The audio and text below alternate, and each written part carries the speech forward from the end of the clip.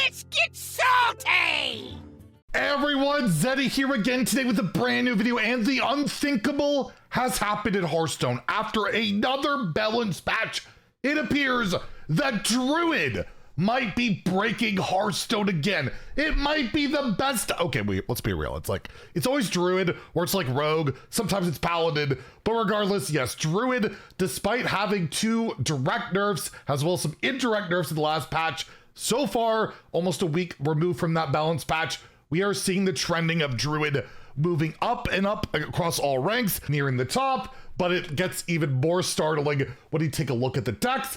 But is this a problem? Is it dominating, or is it just slightly better than the rest? We'll go into all the details, how I'm feeling about everything, just a good meta dive since we haven't had one since that balance patch. If you enjoy the content on the channel, feel like I have earned your subscription, please hit that sub button down below. Give the video a like as we're on the road to 85,000 subscribers. So yeah, looking across all ranks, again, pretty useless metric, but you see Paladin, Warlock, Druid, Shaman, Death Knight, all in the green, with the worst classes being Rogue, Warrior, and then you got like Demon Hunter. Like, it's really not that big of a difference. 6% difference from like 9th to 1st, which is pretty good, and I guess 10% from last to 1st. But again, these numbers aren't great. It takes every rank into account, including like bronze and all that stuff. So let's take a look at the meta, where things have evolved, and let's go to Diamond through Legend, seeing how things are. We got like 7 tier 1 decks. Like, that's pretty impressive.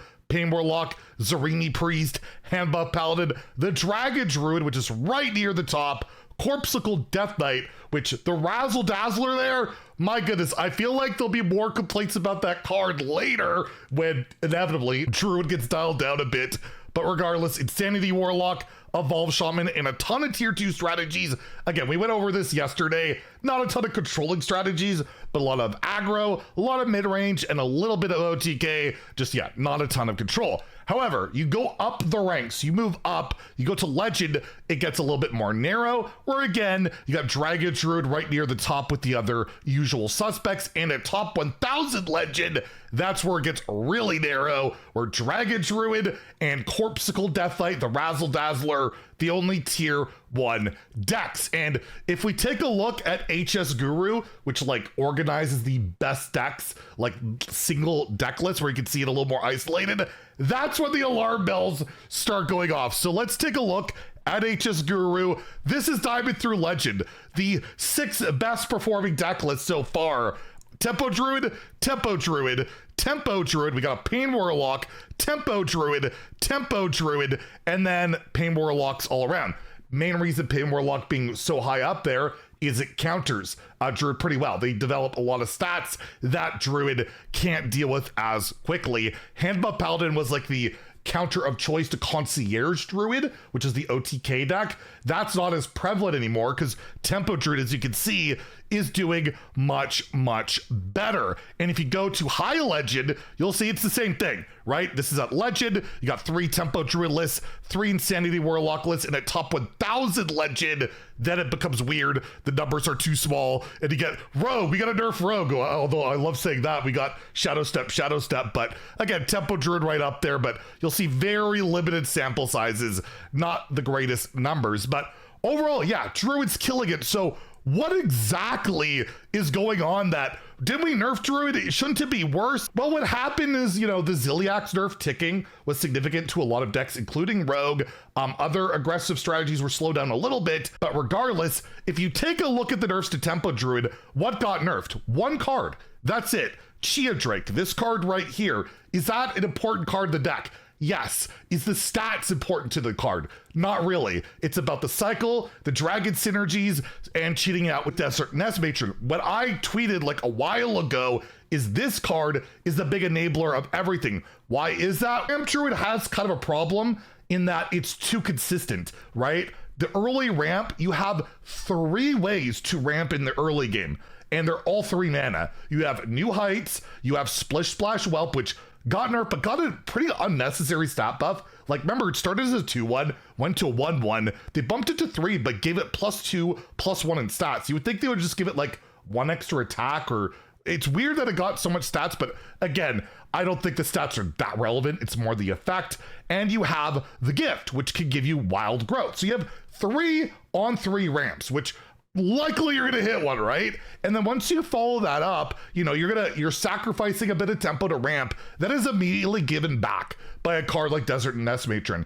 where you just play it, you get it for free, you get a taunt to help protect yourself, and then you can play in that same turn that Chia Drake, which cycles your spells, gets you your swipes, gets you more ramp, helps you out, or maybe you ramped on 3 and you're on 5, you could play that free taunt, then play Flower Child, which again protects you, that taunt, into your other big turns. And basically, if a deck is not really, really aggressive, has a really good start, they're not going to beat out Druid in the late game because they get to abuse those neutral legendaries like no other class. There's a reason so many neutral legendaries get nerfed because of Druid, like Marin the Manager.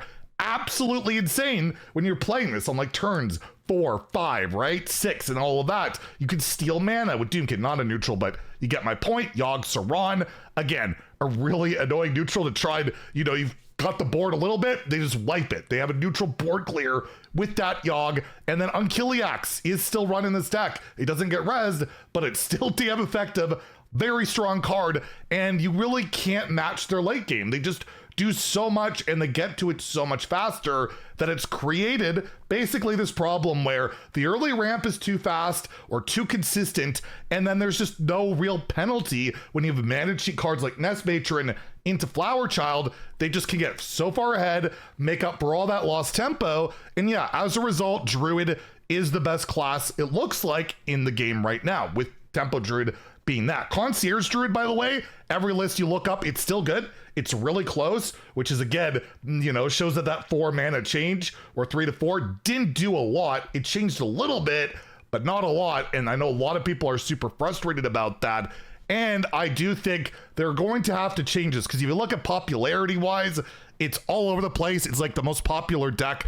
Druid and Deathlight are the most popular. I do think that probably Corpsicle Deathlight will have to be something to look at. But right now, it's a lot about Druid, and it is rather, like, you know, a frustrating experience to face that deck. I already see like Reddit posts like this where this guy faced, what, 3, 6, 9 Druids in a row, kind of ranting and raving and all that, but it'll be interesting to see how the meta further develops. It's been less than a week, but it does seem like Ramp Druid just seems to be getting better and better as it's getting more refined. And the main way, again, to counter, there's not a lot. It's like the Pain Warlocks, the Rainbow Deathlight, its main counter is Druid. So that's the one thing I'm worried about is like Corpsicle Deathlight. If you look at its matchups here, what it's bad against Druid, Concierge Druid, I guess Handbutt Paladin, Zarimi Priest, and not a lot else. There's really not much red there for Corpsicle Deathlight. So they're kind of the two decks that really stand out. And I'm incredibly biased because I really enjoy this deck. It's a mid-range deck. It's a board-based deck. But at the end of the time, Razzle Dazzler is just broken at 6, right? Why run Climactic Necrotic Explosion? You're 10 mana. You have to run 3 runes to get that incredible payoff when I can play Razzle Dazzler, no rune requirement, play it on 6, and on average get way better boards than that card. So there's probably going to be some maybe corrections with that as well. But yeah, the main early development of the meta, Druid Absurd, Deathlight seems to be pretty crazy, and it's a lot of more of the older strategies. In terms of the buffs and everything that went on, pretty much nothing else has really taken off. If you notice, it's like all older strategies, which is fine. Most of them run new cards and all of that. Pirate Demon Hunter, not exactly a new strategy. Pirate Shaman as well. So it's a mix and match of both, which is what you want. You don't want the new expansion to delete every old deck, because that means we had insane power creep. And I'm kind of glad the set seems to be like more the middle of the road. I did want to mention though, Ziliax, remember it was like at 80% of decks, 70+% of decks. It's been nerfed 4 times. How is it doing after the patch? Well, if you take a look at the percentage of decks that Ziliax is in at Legend, still over 60%. That's pretty incredible. That's the lowest I think it's ever been, but it's still at over 60% despite being nerfed 4 times. I don't know if it'll get nerfed again, who knows? Again, it's like a bunch of cards in one. It serves a bunch of different purposes. I expect that number to be pretty high, but 60% is pretty funny. And I still see complaints about Unkiliax and Unkiliax Warrior, even though that's fallen off. I think the only like really good warrior deck right now or close to it is like Highlander Warrior, and it's still like, it's good enough to play and get legend with, I believe, but yeah, it's not like a big main. So it's in Diamond through Legend if we can find it. It's actually right down here. It's not doing great, but regardless, that's kind of how the meta's developed. I'd love to hear your guys' talks on ramp Druid. Is it driving you crazy? Is it too good? Because when you see an image like this, yeah, it can be pretty startling to see that much ramp, and you feel like if they're going to address something, it'll be with one of the ramp cards, one of the, you know, the Nest Matrons of the world. Who knows? It's too early for that. We're not getting another balance patch in like 2 weeks, but it's always a good conversation to have at least. Anyways, if you enjoyed the video, please like and subscribe. Have a great day and stay salty, my friends.